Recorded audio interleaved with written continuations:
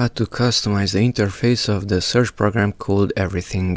If you click on a folder, only that tiny portion is highlighted with blue and you don't have a clue it's on which partition and which date is of that folder. So let's customize a little bit the user interface. Come here to Tools, Options, click on UI, User Interface. We have this full row select, check that one. And if I click OK, instantly notice a difference. Wherever you click, you know that that folder is on that drive and that's the date. Okay, Tools, Options again. Come here to View and alternate row color. If you check that one, then you have white and gray lines so that you can know that that folder is on that drive even without clicking on it.